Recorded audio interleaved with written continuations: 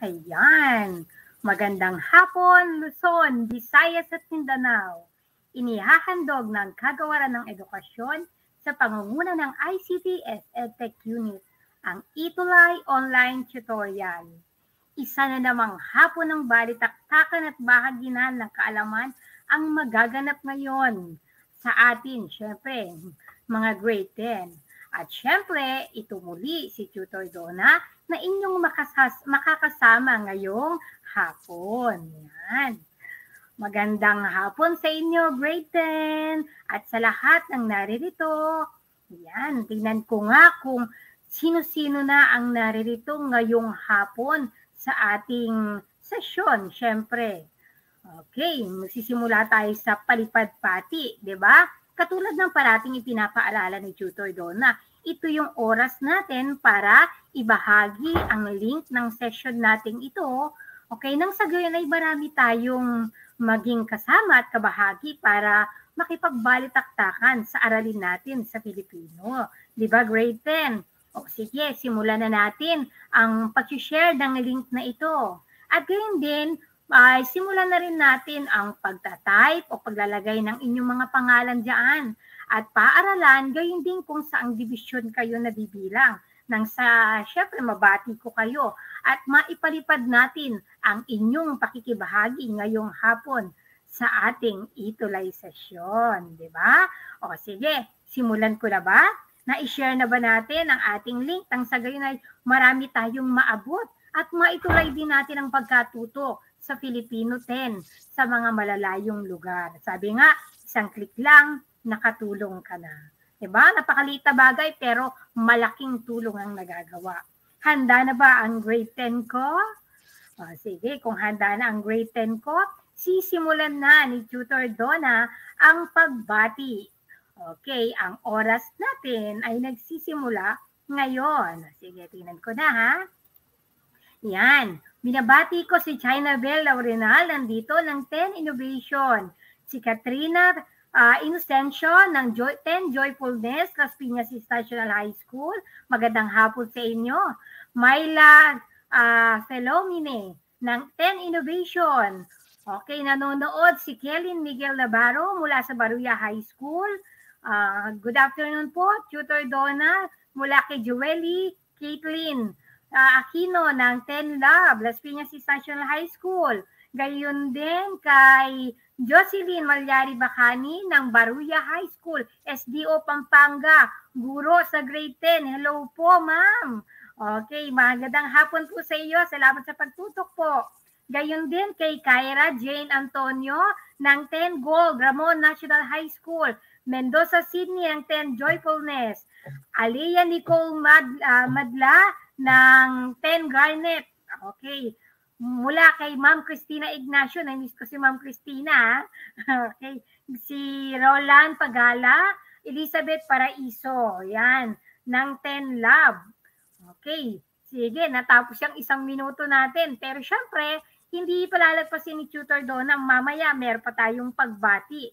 'Di ba? Sa mga pagitan ng ating mga sesyon habang nagtatanong si Tutor Donna at hinihintay ang sagot ninyong grade 10 ay babati tayo at paliliparin muli natin ang inyong pakikibahagi.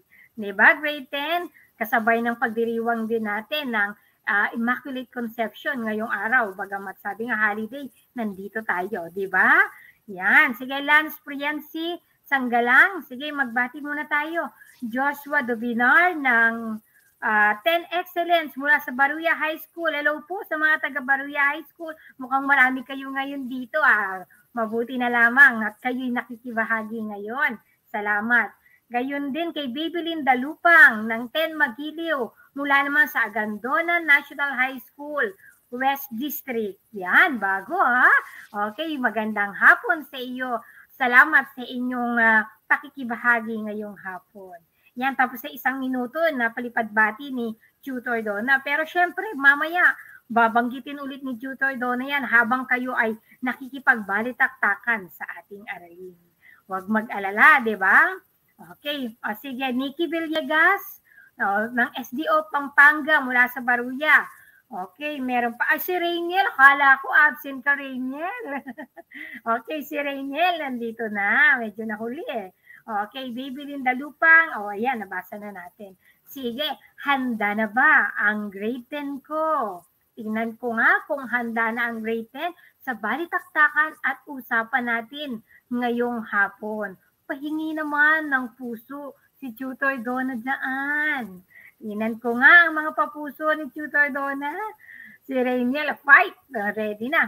Papuso naman sa mga handa na sa balitaktakan ngayong hapon. Ayan, nakikita ko na ang mga papuso nila. Ni Rainiel, nakikita ko. Yan. Andito rin yata si Kiana. Yan, nakala ko wala si Kiana eh.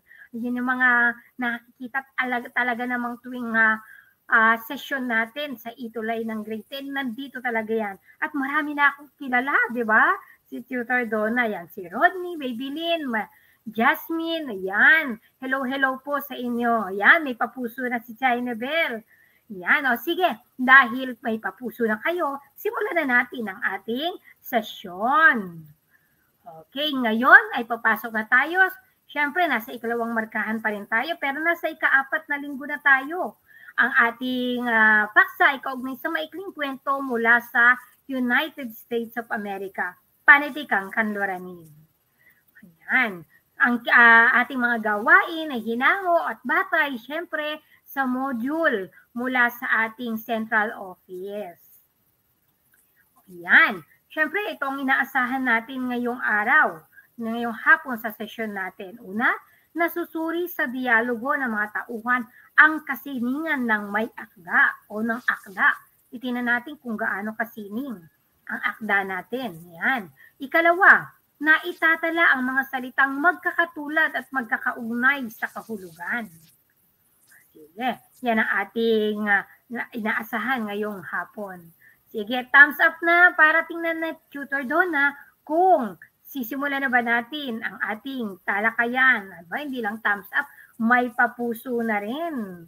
Okay, sige. Balik-aral muna syempre. Tingnan natin, baka matapos ang ilang tulog ay nakalimot. Sige, ngayon, balikan natin yung ating naging talakayan nung nakaraang linggo. Ito ang ating panuto. Meron ako ditong 3 puso. Ngayon, okay, susulat kayo ng paglalarawan sa taong labis mong minamahal. Dahil ang naging talakayan natin nung nakaraan ay kaugnay saan ba yung talakayan natin? Aba, merong taga Kalnatsay, magandang hapon sa iyo, Andre Dupan. Okay, Ruela Aaron Dayag ng Newton. 10 Newton ang doon, yung Magdalena Gafuda, na-miss ko kayo Okay, magandang hapon sa inyo. Sige, dahil tula ang ating tinalakay at syempre may tayutay. Okay, gumamit tayo ng mga tayutay nung nakaraan. Mula sa 3 puso na yan, gusto ko makabasa ng inyong paglalarawan sa taong labis niyong minamahal. Siyempre, gumamit kayo ng mga tayutay, kaugnay doon sa tinalakay natin ng karaan. Sige, ilarawan ng taong iyong minamahal, pagkatapos, sa iyong paglalarawan, gamitan mo ito ng tayutay. Tingnan ko nga kung naaalala pa at kaya nang gumawa ng grade 10. Sige, habang naghihintay ng sagot si Tutor Donna sa inyong paglalarawan sa taong inyong minamahal gamit ang mga tayutay, ay babati mo na ako. Sige, hello kay Regino Agcaili Perico. Yan. Gayon din kay Franz Santos, Ruela Aaron Dayag, gayon din kay Angel Lu. Yan. Sige, tingnan ko nga. May pa siya, tingnan nga natin kung meron na ditong nakakaalala at paano makagawa ng paglalarawan gamit ang tayutay. Baka nakalimot ng grade 10 ko pwede namang sabihin katulad, diba, ang kanyang ngiti ay kasing tamis ng alin? Ng asukal. Okay, sa tuwing siya ay aking tinitingnan, ang kanyang mga ngiti ay kasing tamis ng asukal. Diba? Okay, yun ang paglalarawan mo sa minamahal, pwede naman. Sige, tingnan ko nga na babasahin ni Tutor Donna ang inyong mga paglalarawan sa inyong mga minamahal. Tingnan natin ng paggamit ng mga tayutay. Di ba may mga tayutay tayo?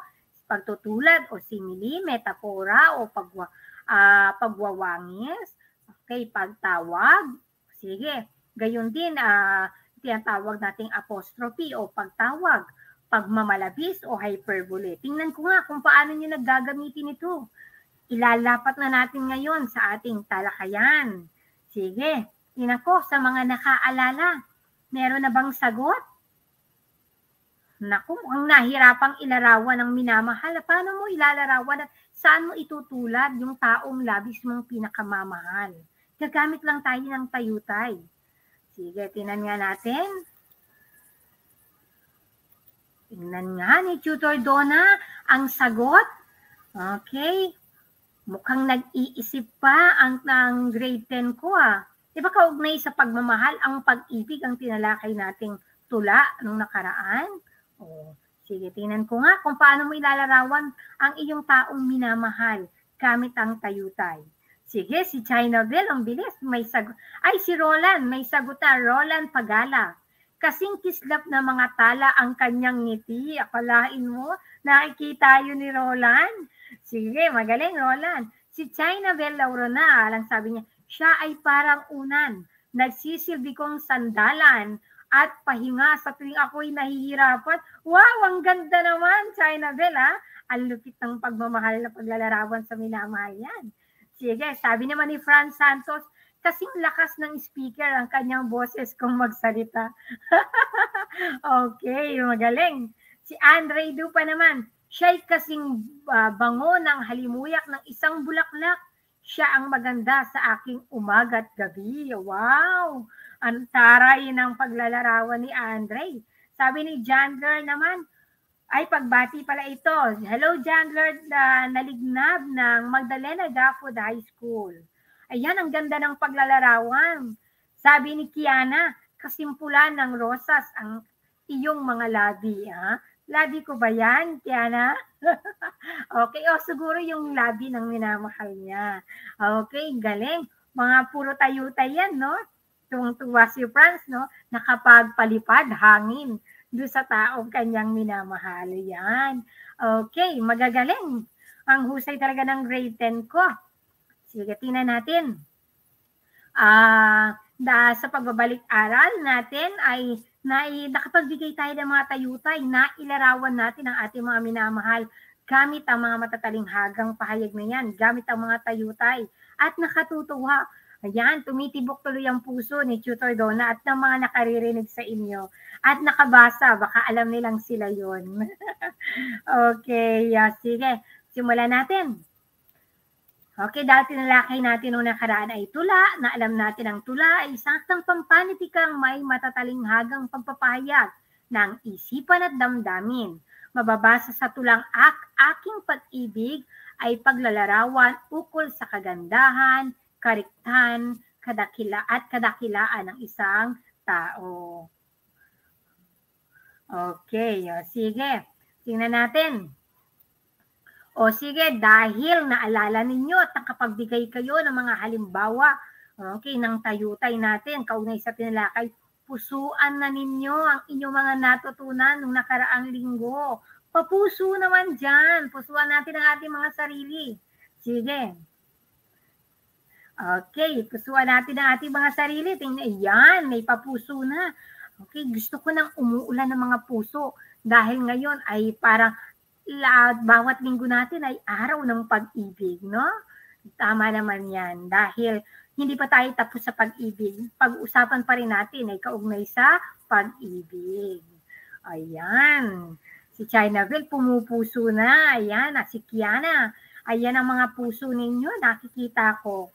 Salamat sa mga papuso at sa mga natutunan ninyo noong nakaraang linggo. Ayan. Tungo na tayo dito sa ating bagong talakayan. Okay, syempre palawakin muna natin ang ating talasalitaan. Tingnan ko nga kung gaano napapalawak ang talasalitaan ng mga grade 10. Okay, yan, nandito ba? Kalain mo, magandang hapon po, Sir Joel Cambalon. Salamat po sa inyong pakikibahagi at pagtutok ngayong hapon. Galing niya sa God Seminar, no? Oo, salamat po, Sir Cambalon. Yan. Okay, si JC Tuason nandito rin. O halina, magbahagi na tayo. Simulan ulit natin ang talasalitaan. Ang gagawin lang natin, pipili kayo ng pares ng mga salitang magkasing kahulugan o magkatulad ang kahulugan. Tingnan na natin. Yan. Naririto yung mga nakikita ninyo yung mga salita. Okay, mula sa mga salitang naririyan, ay pipili kayo alin ba yung mga dalawa. O syempre, pag sinabi natin pares, dalawa. Alin yung pares ng salita na magkasing kahulugan? Sige, ilagay nyo na dyan. I-komento na ninyo. I-type na natin sa ating comment. Ayan, i-type na yung ating mga komento. Tingnan ko nga kung mapipili at masusuri ang mga salitang magkasing kahulugan. Aba, nandito si Sir Alvin Viana. Present po. Ayan. Magandang hapon po, sir, sa inyong pagtutok. Salamat po. Yan. Mayet Hernandez. Sabi ni Mayet Hernandez, pag-iyak, hikbi. Yan, ang galing. Tama. Sige, iba pa. Iba pa. Tingnan pa natin ang iba habang naghihintay si Tutor Donna. Babati pa tayo ng hindi pa natin na nababati dito. Aba, active si Bayet Hernandez. Teacher yata to si ma'am eh. Umakyat, pumanhik. Ma'am, pakilala ka naman po. Pakilala ka naman, Bayet Hernandez. Ayan, magandang hapon po. Okay. Sabi, ginugol inilaan, sabi ni Andre Dupan. Okay, tama. Ginugol inilaan. Iba pa. Yan, may iba pa. Hello sa inyo. Ayan. Sige, isip-isip pa. Gawa pa tayo. Meron ng mga nabanggit, oh. Sanabi na pag-iyak, hikbi. Tama. Umakyat, pumanhik. Ginugol inilaan, sabi din ni Andre. Ba, si Andre merong kinuyom, nakatikom. Tama, Andre. Yan, ang galing. Meron pa ba? Mukhang nag-iisip pa. Sige. Okay na? Meron pa bang, mukhang meron pa ba tayong hindi na nakikita? Hilakbot, takot. Ang galing ni Andre. Very good, Andre. Sige, papalakpakan ka ni Tutor Donna. Yan. Sige. Tingnan natin. Ang mga ito, ang lahat ng yan. Pag-iyak, hikbi, pumanhik, umakyat, ginugol, inilaan, nakatikom, kinuyom, takot, hilakbot. Magagaling. Yan ang mga salitang magkakasing kahulugan. Natukoy na ninyo ang mga salitang magkakasing kahulugan at magkakaugnay. Okay. Ayan, ma'am. Yeah, sabi ko na nga ba, guro. Mayet Hernandez de Puto, guro ng Grade 10, Eulogio Rodriguez Integrated School, Mandaluyong City. Magandang hapon po, ma'am. Salamat po sa inyong pagtutok ngayong hapon. Salamat po. Sabi ko na eh. Okay, sige, yan ang ating talas-salitaan. Okay, ngayon, meron ako ditong regalo. Yan. Naranasan nyo na bang magbigay o tumanggap ng regalo? Tingnan ko nga. Sino ba dito ang nakatanggap na ng regalo o nakapagbigay na rin ng regalo? Lalo na ngayon, nalalapit na ang araw ng Pasko. Baka naman ay nag-iisip na kayo kung ano ang mga ipangre-regalo ninyo sa mga mahal ninyo sa buhay. Diba? Yan. O sige, nakatanggap ka na ba ng isang regalo? O nasubukan mo na rin bang magbigay ng isang regalo? Yan. Sige. Sabi ni China Bell Laurenal, ako po, ma'am. Ano yun, China? Nagbigay ka na na? Siguro nagbigay at nakatanggap na rin si China Bell ng regalo. Yan. Sino pa ba?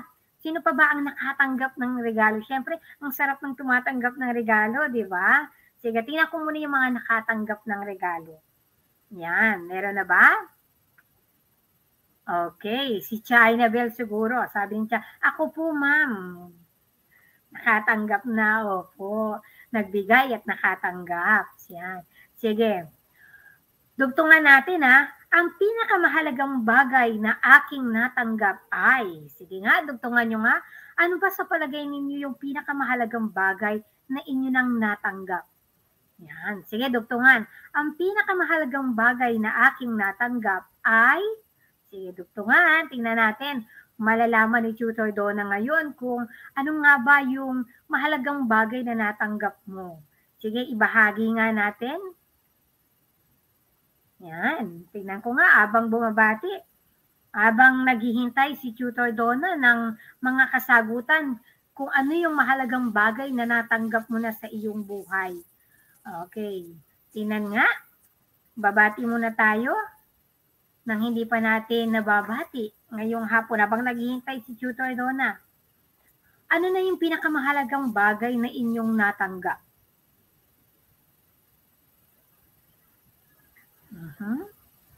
Ano na yung mahalagang bagay na inyong natanggap?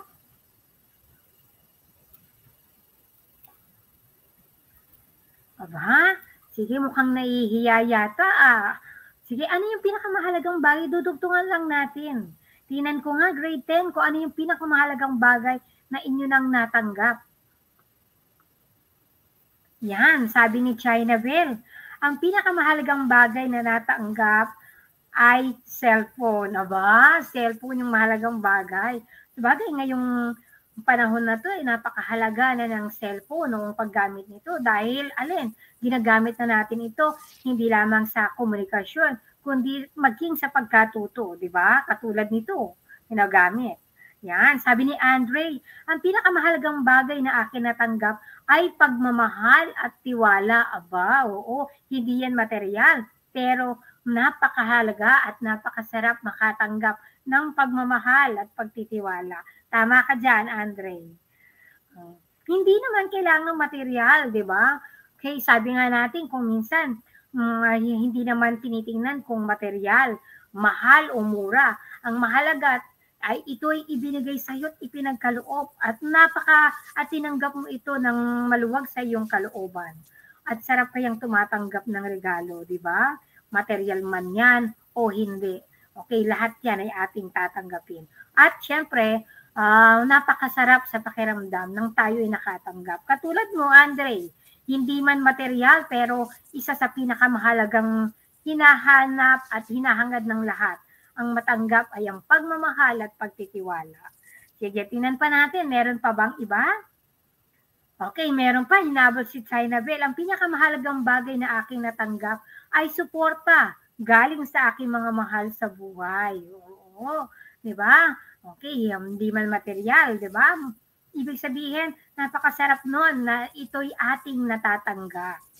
Okay, sige, tingnan natin. Ngayon, meron ka bang bagay na naisakripisyo alang-alang sa mahal mo? Okay, kaya dudugtungan nyo ito. Nagawa kong isakripisyo alang-alang sa taong mahal ko ang aking. Yan, dugtungan mo nga. Okay, kasi isang pagpapakita rin yun ng pagmamahal, yung handa kang magsakripisyo. Diba? Tingnan ko nga kung ano na yung naisakripisyo mo sa ngalan ng pagmamahal. Sige. Hello, Rahima Biray. Magandang hapon sa iyo, anak, ng 10 Integrity. Okay, sige, tingnan ko nga.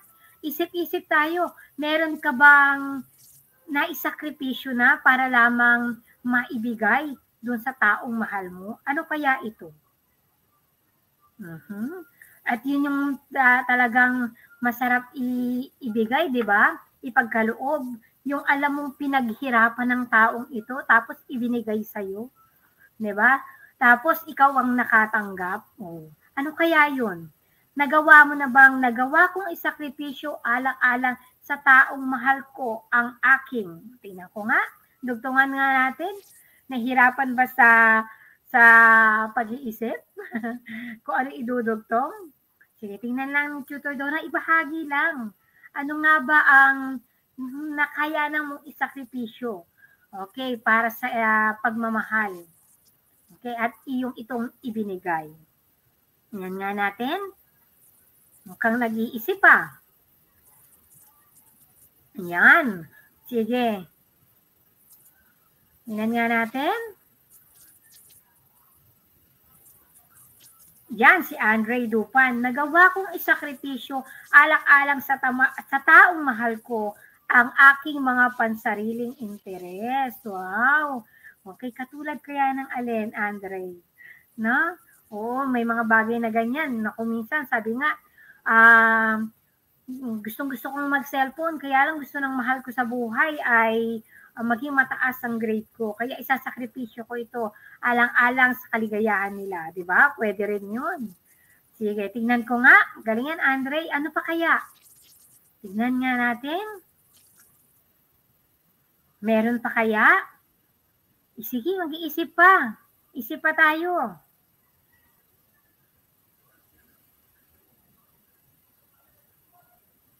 Isip tayo. Ayan, si China. Mukhang si China at si Andre ay aktibo ngayong hapon. Salamat. Nagawa kong isakripisyo alang-alang sa taong mahal ko ang aking mga pangarap. Aba, ang lupit nun ah. Kalain mo, yung pangarap mo, sabi, ibig gustong-gusto mo yon.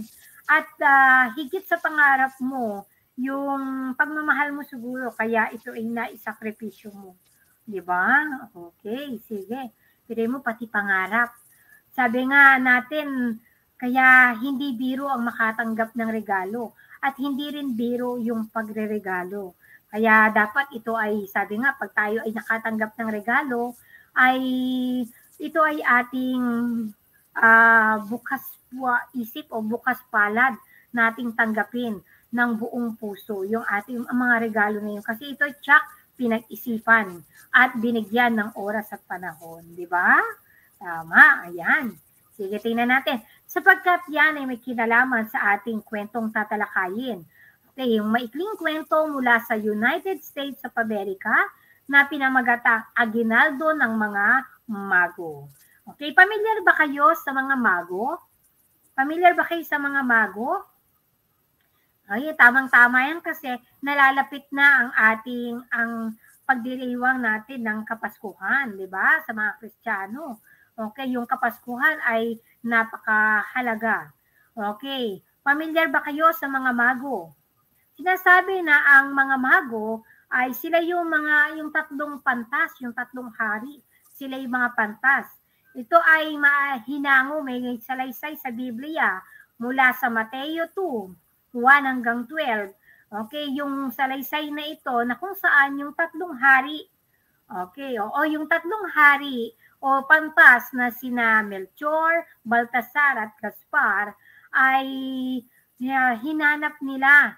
Okay, at si Jesus na bagong panganak sa pamamagitan ng bituin ay natagpuan nila ito. Okay, hinanap nila upang handugan lamang ng regalo. At dyan daw ang naging sinasabi sa paniniwala, dyan daw nagsimula yung naging kaugalian natin sa pagbibigayan ng regalo, lalo na sa pagsapit ng Pasko. Yan, dyan daw hinango yun. Yan ang naging pinagmulan, batay sa paniniwala. Okay, kaya tuwing Pasko, di ba, nakatatanggap tayo ng mga regalo. Okay, sige, tingnan natin. Dahil dyan ay yung kwentong ating tatalakayin, okay, o inyong babasahin itong araw na ito o itong linggo na to ay kaugnay sa Aguinaldo ng mga mago. Okay, bagamat hindi doon sa Aguinaldo ng mga mago, kailangan masuri ninyo anong naging kaugnayan ng kwentong ito ng Aguinaldo ng mga mago sa mga tauhan sa kwento na mula sa Amerika. Okay, kasi ang mga tauhan dito sa kwentong babasahin ninyo ay sina Jim at Delia. Ito daw ay tungkol sa tunay na pag-ibig at pagpapakasakit. Masasalamin sa kwentong ang Aguinaldo ng Mago na sina Jim at Delia ang pagpapakita ng sino mang nagmamahal ng tapat ay handang ialay ang sariling kaligayahan alang-alang sa taong minamahal. Yan yung makikita ninyo sa pagbabasa ninyo ng kwento ni na Jim at Delia. Okay. Yan, sige. Hinan nga natin. Pero syempre, sa pagbabasa ninyo ng kwento, mahalagang sabi nga meron tayong tuntunin. Alamin natin kung paano higit ninyong mauunawaan ang maikling kwentong binabasa ninyo. Dahil ito ay kwento mula sa Amerika, Okay, alamin na muna natin, ano ba ang maikling kwento? Sinasabi na ang maikling kwento ay ang pinakamaunlad na sangay ng panitikan. Ito daw ay inilalarawan ang pinakamadulang bahagi sa buhay ng pangunahing tauhan.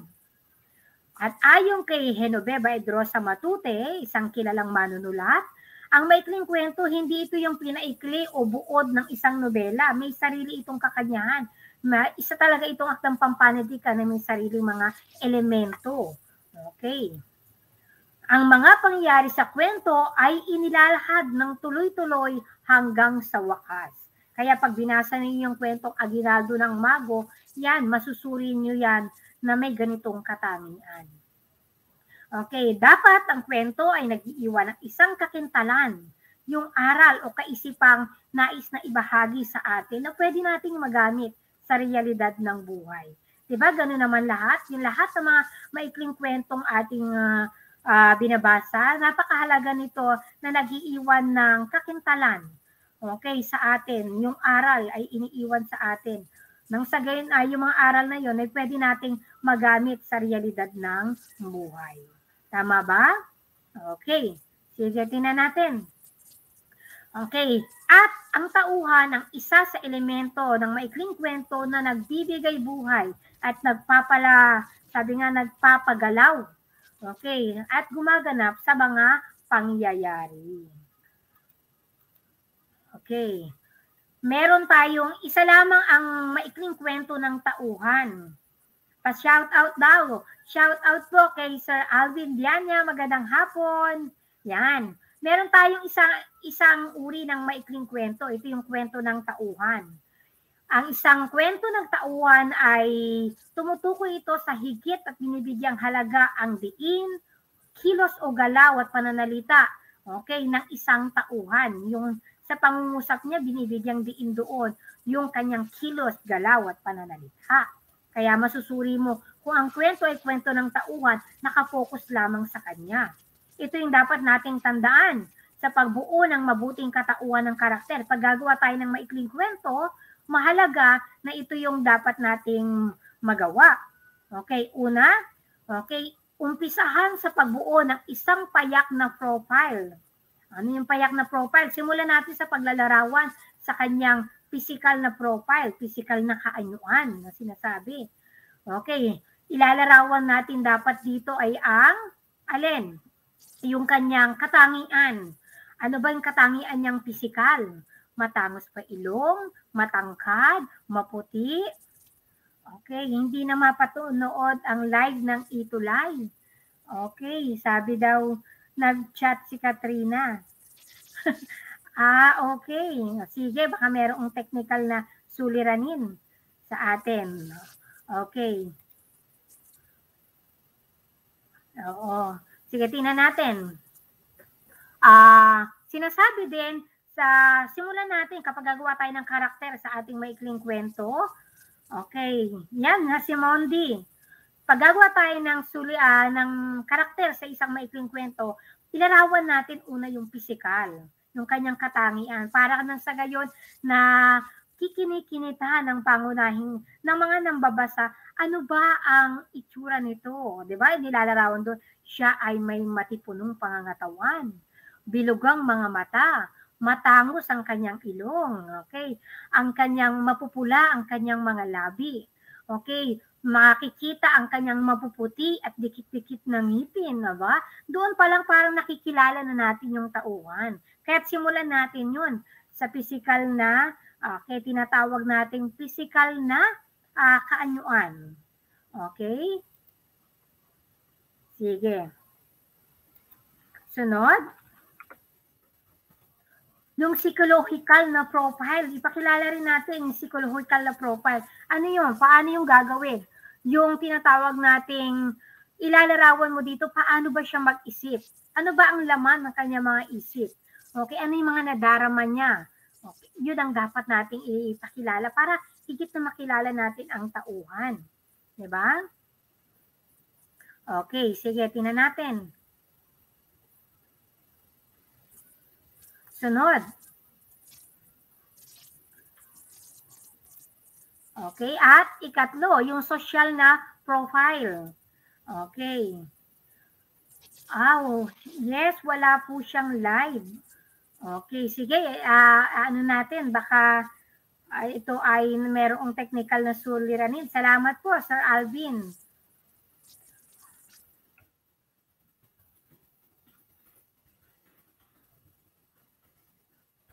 Okay. Sige, tuloy lang natin. Total, meron naman kayo na dito pa naman kayo. Yan. Okay, wala nga daw po sa live. Ang sabi po. Okay, hindi daw mapanood sa live ang ating sesyon. Pero dito nakikita ko, baka merong technical pong suliranin, bagamat merong pa ilan-ilan na nakakapanood. Sige, ituloy na lang natin para sakali sa replay ay mapanood. Okay, bukod sa psychological, okay, dapat din ilarawan din natin o ilagay yung social na profile. Okay, ito ay ang katayuan niya sa lipunan. Ano ba siya sa lipunan na ginagalawan niya? Anong papel niya bilang isang individual? Anong kanyang ginagampanan? Dapat din makita ito. Okay? Sunod. Okay, sunod. Yung tinatawag nating, saan po kayo na napapanood, Sir Alvin? Saan niyo po ako napapanood kung wala po sa live? Okay, sige po. Pa-chat na lang po. Yan. O, ito naman ang ating pagbuo ng mabuting katauhan. Alam na natin yan. Una, umpisahan sa pagbuo ng isang payak na profile. Ikalawa, okay, pumili ng isang magandang pangalan. Dapat, okay, yung magandang pangalan ay yung pangalang ibibigay natin sa tauhan ay angkop din doon syempre sa kanyang katangian. Okay, mahalaga yun. Okay, na naaangkop sa kanyang katangian. Yung pangalang ibibigay natin. Sa kanyang personalidad, dapat babaga yung pangalan. Okay, sa YouTube na nanonood si Sir Alvin Bianya, pero sa EdTech wala, ano? Sige, sa YouTube na lang po muna tayo. Okay, salamat po, Sir. Yan, pumili ng isang magandang pangalan. Ikatlo, dapat bumuo tayo ng background ng karakter. Ano yung background na tinatawag natin? Okay, yung kanyang layunin sa paggawa ng mga bagay-bagay, kailangan mailarawan doon. Ano ba yung layunin niya sa paggawa ng mga bagay-bagay? Okay, ano yung nakatutulong sa kanya upang mahubog ang kanyang personalidad bilang isang tao? Okay, yung kapaligiran at ang mga pangyayari, pwede rin yung ilarawan. Okay. Okay, salamat po, Sir Cambalon. Opo. Okay, siguro nagkaroon po ng technical na suliranin. Yan, salamat po sa inyong pagpapabatid. Okay, yan. Sumunod, itong gagawin natin sa karakter natin. Gumawa ng isang mas maunlad na personalidad. Paano ba yung gagawa ng isang mas maunlad na personalidad? Okay, dito papasok yung kung paano ba nakakaapekto yung kanyang background, yung kanyang kapaligiran, yung kanyang pinagmulan. Okay, nawalan ba siya ng mahal sa buhay?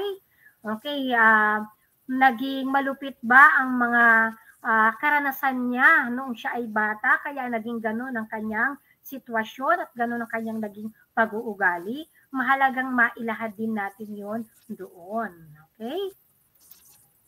So, sumunod, ilagay ang karakter sa isang banghay. Mahalaga din yan. Okay, yung kanyang karakter ay ilalagay sa isang banghay. Paano? Mag-isip ng simula at wakas sa isang kwento. Kailangan gumawa tayo ng mas maraming karakter upang higit na mahubog ang personalidad ng karakter na ating nagawa o nabuo. Okay, kaya pala nawala ang aking mga mga mag-aaral. Okay, sige po. Okay, sige, sunod. Yan, sumulat ng makabuluhang usapan o dialogo. Yan, napakahalaga ng mga dialogong tinatawag natin. Okay, so yung dialogo na yan, dapat bigyan natin ng isa o isang talata na usapan. Okay, kaugnay dyan. Baka may delay lamang daw po sa atin. Okay, kaya po hindi napapanood sa ating FB Live. Yan, salamat po. Sumunod. Okay, ay pumili ng angkop na pananaw. Ano ba yung nababagay na pananaw sa kanya batay sa kung ano yung kanyang katauhan. Okay? So, okay, ikawalo, gumamit ang angkop na tagpuan kasi yung tagpuan ay malaki ring kinalaman sa karakter na ating binubuo. Okay, at doon sa kontekstong kanyang kinabibilangan. Ika-siyam, isaayos ang banghay o ang mga pangyayari sa kwento. Siyempre, dapat maayos ang pagkakasunod-sunod, okay, at pagkakahanay ng mga tinatawag nating pangyayari sa kwento. Okay. Sunod, ika-10, linangin ang krisis o kasukdulan. Dapat syempre may krisis o may kasukdulan kabahagi. Yung kapanapanabik, doon kasi makikita yung naging katangian ng tauhan, paano niya lutasin ang suliranin o ang problemang kanyang kinakaharap. Okay, humanap ng kalutasan sa suliranin at gawing kawili-wili rin ang wakas. Siyempre, dapat may solusyon. Nakita doon kung paano niya sinolusyonan yung problemang kanyang kinaharap. At mahalagang maging kawili-wili ang wakas. Okay, ayan ang mga dapat nating tandaan sa pagbuo ng karakter, no? Sumunod, okay, ano ba yung mga dapat tandaan sa pagsulat ng maikling kwento? Una, mag-isip ng kawili-wili at kapanapanabik na pamagat ng kwento. Okay, mahalaga yung pamagat ng kwento kasi sa simula pa lamang, pag nabasa na natin ito, nakakakuha na kaagad ng atensyon. Kaya dapat yun ang pipiliin natin. Bubuo tayo ng kawili-wiling pamagat. Ikalawa, gawing kawili-wili rin ang unang pangungusap kasi yan ang nakatatawag ng atensyon ng mga mambabasa natin. Dapat lagi nating sisimulan ito sa aksyon. Okay? Sunod. Ikatlo, linangin at paunlarin ang karakterisasyon. Isaalang-alang ang mga gabay sa mabuting pagbuo ng tauhan o karakter ng tauhan. Ipakilala ang tauhan sa iyong kwento sa pamamagitan ng pagbibigay ng mahalagang detalye tungkol sa kanila. Okay? Sige, tingnan nga natin kung paano natin susuriin ang tauhan dito sa ating teksto. Okay, dialogo ko, suriin mo ito. Basahin at unawain na mabuti ang mga naging usapan ni Jim at Delia. Batay sa kanilang dialogo, suriin ang kasiningan ng akda. Hindi ba maganda, Jim? Hinalughog ko ang buong bayan para lamang makita ko iyan. Pihong matitingnan mo na ngayon ang oras kahit makasandaang beses maghapon. Akin na ang relos mo. Tingnan ko lamang kung gaano kaganda kung maikabit na ang kadena. Sa halip na ibigay ang hinihingi, si Jim ay napahiga sa sopa at iniunan ang kanyang ulo sa kanyang mga palad at saka ngumiti. Delia, itabi mo muna natin ang ating mga pang-aginaldo at itago natin ang ilang araw. Sayang na gamitin agad ngayon ang mga iyon. Ang relos ay ipinagbili ko para maibili ng mga suklay para sa iyo. Mabuti pa iprituhin mo na ang karne. Dahil sa kwentong ito, si Delia, ang maganda at mahaba niyang buhok, ay pinaputulan niya at ipinagbili niya ito para makabili siya ng kadena para sa relo ni Jim. Ito namang si Jim, yung relo niyang pinagkamahal-mahal at pinakaingat-ingatan ay ibinenta rin niya para makabili ng suklay para sa buhok ni Delia. Yun yung kwento diyan. O sige nga, paano natin ilalarawan ang mga tauhan batay sa kanilang pahayag at ikinilos? Tingnan ko nga. Okay. Tingnan nga natin.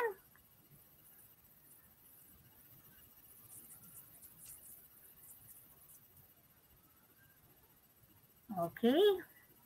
Sige.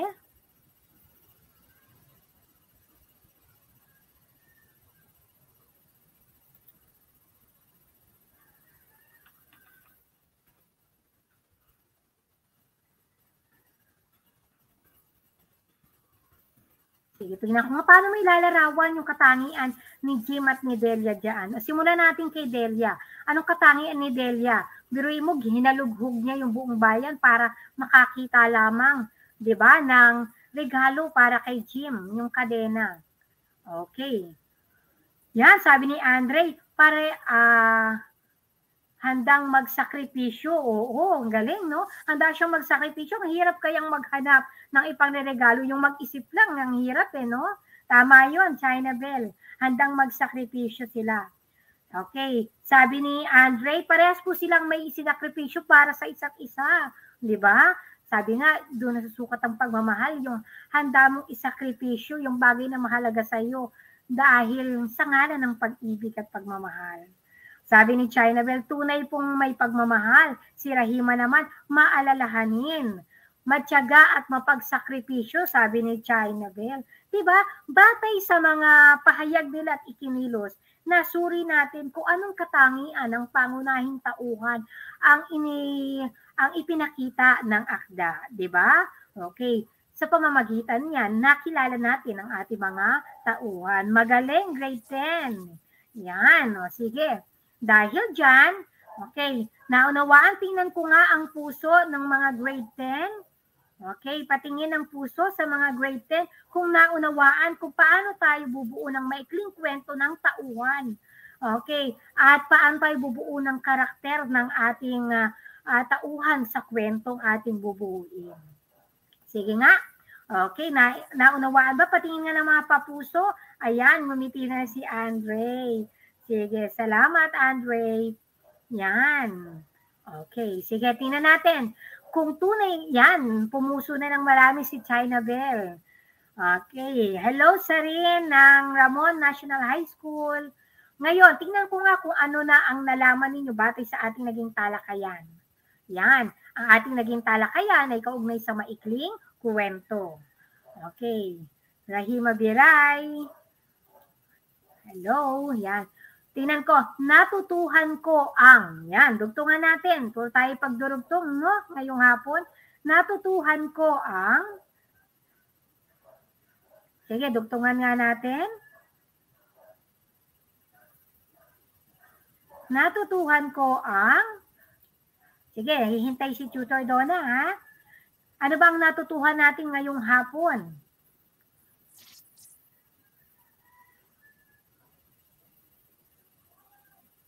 Yan, habang naghihintay. Hello, kay Serene, Aire Felicity Crisologo. Yan, ang 10 gold. Ano bang natutuhan natin ngayong hapon? Okay, natutuhan natin ngayong hapon?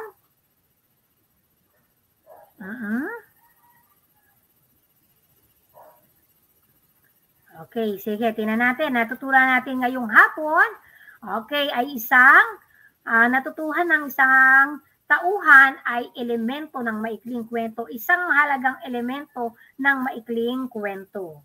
Gayon din, ang isa sa uri ng maikling kwento ay tinatawag nating kwento ng tauhan. Tama. Okay, isa lang yan sa maraming uri ng maikling kwento, ha?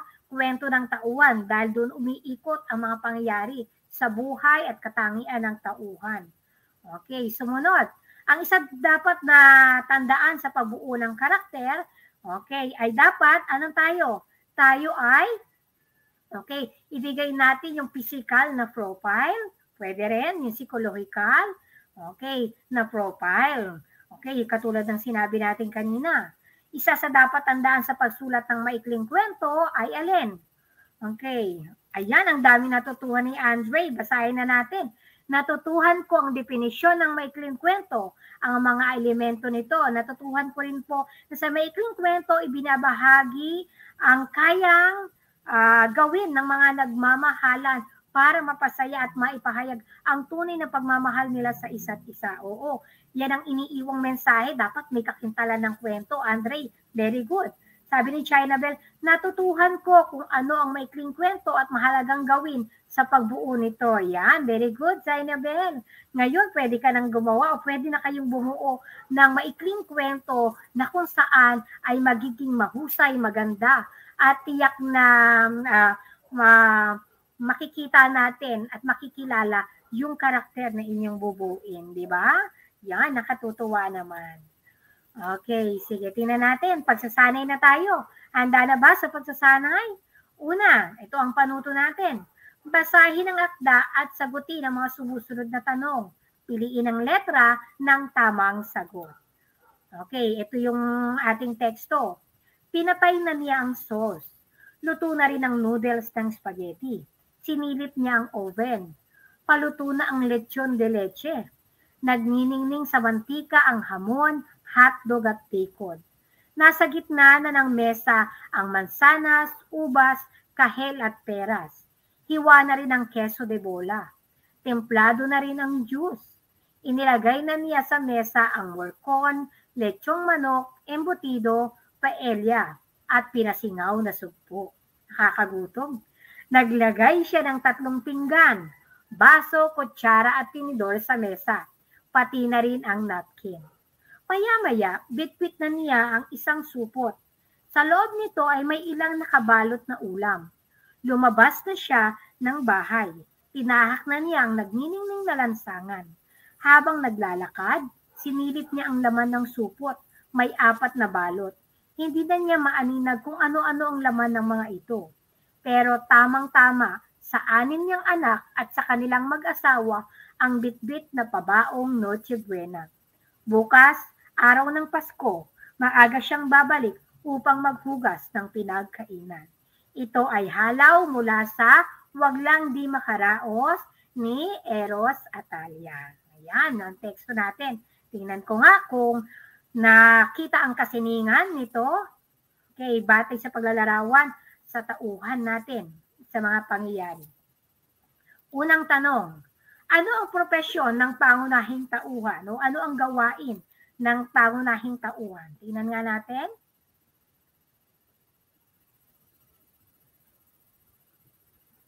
Okay, tingnan nga. Ano ba ang trabaho o propesyon ng pangunahing tauhan? A. Guro, B. Inhinyero, C. Doktor, o D. Kasambahay? Sige, tingnan natin. Medyo may delay. No? Okay, yan. Sabi ni China Bell, kasambahay. Kasambahay nga ba siya? Oo. Akala natin kanina, ang dami nilang pagkain, no? Ang dami niyang inihanda. Okay, pero sa dulo, ipinakita na siya ay isang kasambahay sapagkat pinabaunan lamang siya. Okay, magaling. Letrang D, tama yon. China Bell, Rahima, Andre, magaling. Tama ang inyong sagot. Siya ay isang kasambahay. Very good. Ikalawa, para kanino ang inihandang Noche Buena ng pangunahing tauhan? Para kanino daw ba? A. Sa mag-aaral, B. Amo, C. Inaanak, o D. Pamangkin? Para saan? Ilan ko nga?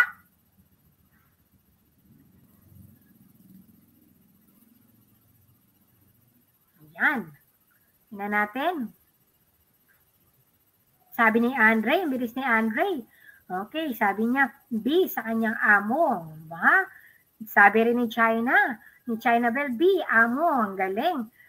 Okay, mahusay, ibig sabihin, nasuri ninyo at nailarawang mabuti, di ba?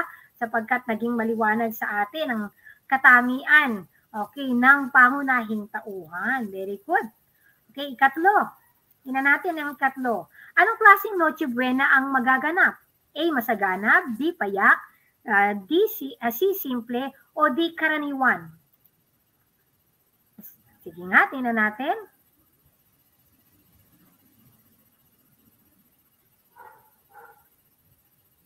Ayan, tingnan nga natin ang sagot. Masagana ba ito? Ayan, tamang masagana. Kung hindi ba naman ito masagana, may lechon. Ang daming pagkain, no? Nagutom nga tayo ngayong hapon, eh. Kaya abangan siguro natin yan sa araw ng Kapaskuhan o sa Noche Buena. Diba? Okay, tama kayo dyan. China Bell at Andre. Okay. Ano ang laman ng supot? A. Damit, B. Pagkain, C. Pera, D. Regalo? Batay doon sa kwento. Ano ang laman? Tingnan ko nga, ang husay talaga ng grade 10 natin. Okay, ang laman ay yung supot na dala-dala niya nung kasambahay. Ano ba ang laman? Damit, pagkain, pera, regalo. Sabi ni China Bell, B, pagkain. Oo, dahil sinabi niya, sapat na ito sa pagsasalo nilang mag-asawa at ng 6 niyang anak. Very good. Again din si Andre, tama ang sagot niyo. Okay, kalima, Kailan isinasagawa ang Noche Buena? Kailan ba isinasagawa ang Noche Buena? A. Pasko. B. Bagong taon. C. Gabi bago ang Pasko. O D. Gabi bago ang bagong taon.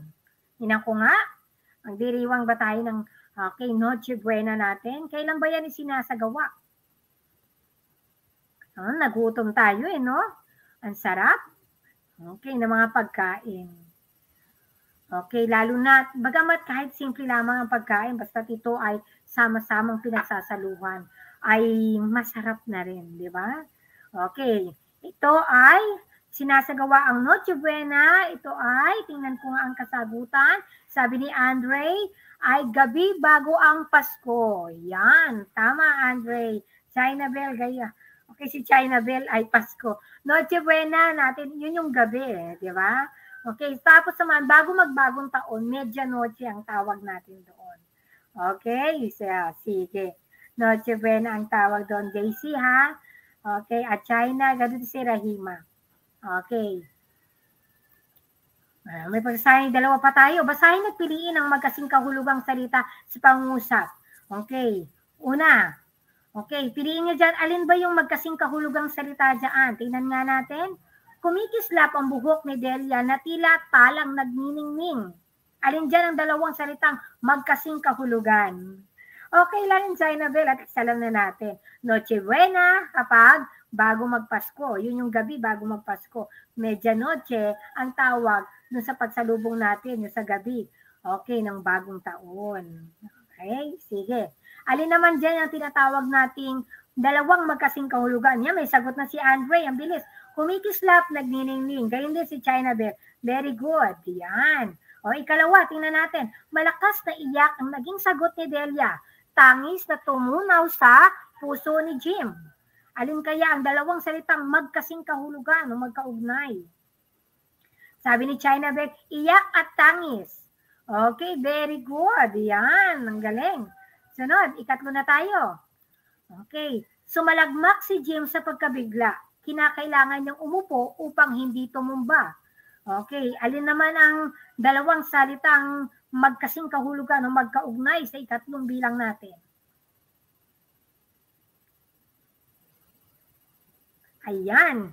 Okay, ano kaya ang sa ikatlo? Okay. Tingnan natin. Naku, nag-iisip ang grade 10. Mukhang medyo nahirapan. O nag-iisip medyo delay yan. Sumalagmak at okay, umupo. Tama. Okay. Sunod. Ang galing. Tama kayo dyan, Andre. Ikaapat, planong halungkatin ni Delia ang lahat ng tindahan at halukayin ang lahat ng mga estante. Okay. Sa paghahanap ng regalo kay Jim.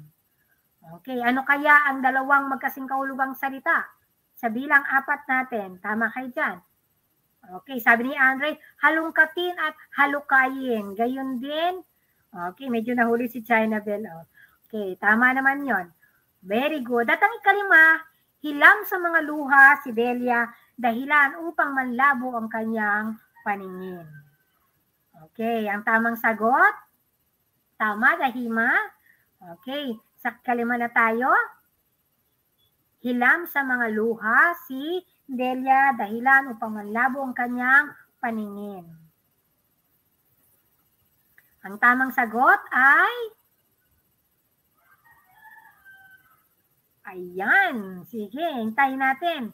Si JC Tuason, China Bell, ang mga masisipag na mag-aaral. Andre, China, Rahima, yan, very good. Okay, tingnan natin yung panlima. Ano daw yung panlima natin? Okay, ang kalima ay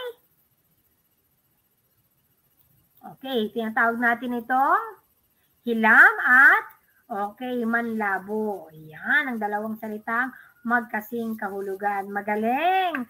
Sige, natutuwa sa inyo si Tutor Donna sa aktibo at mahusay na pakikibahagi ngayong hapon ng grade 10. Tama, China Bell. Clap, clap, clap para sa inyo ang ibibigay ni Tutor Donna. Very good.